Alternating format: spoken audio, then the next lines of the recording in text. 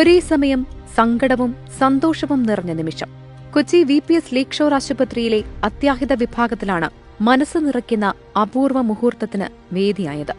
വിവാഹത്തിന് മുന്നോടിയായി മേക്കപ്പിന് പോകുമ്പോഴായിരുന്നു ആവണി അപകടത്തിൽപ്പെട്ടത്.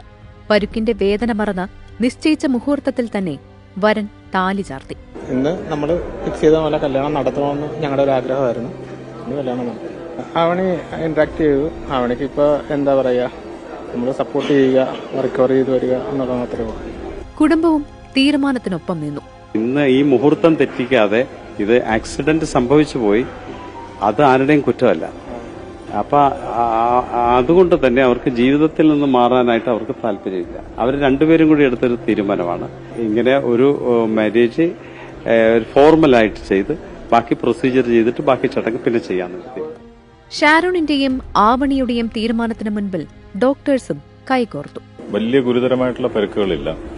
അപ്പം അവർക്ക് കല്യാണമായിട്ട് മുന്നോട്ട് പോകണമെന്നുള്ള ഒരു ആഗ്രഹം പറഞ്ഞതനുസരിച്ച് ആശുപത്രിയുടെ സൈഡിൽ നിന്നുള്ള മാക്സിമം സപ്പോർട്ട് നമ്മൾ കൊടുത്തിട്ടുണ്ട്. കുട്ടി സ്റ്റേബിളാണ്. പക്ഷേ നട്ടലിന് കുറച്ചൊരു സിവിയർ ആയിട്ടുള്ളൊരു ഫ്രാക്ചറും ഒരു ഇഞ്ചുറിയും ഉണ്ട്. ഇനിയുള്ള കാര്യത്തിലൊന്ന് റിക്കവർ ചെയ്ത് വരട്ടെ എന്ന് നമുക്ക് എല്ലാവർക്കും ഇവർക്ക് വേണ്ടി പ്രാർത്ഥിക്കാം.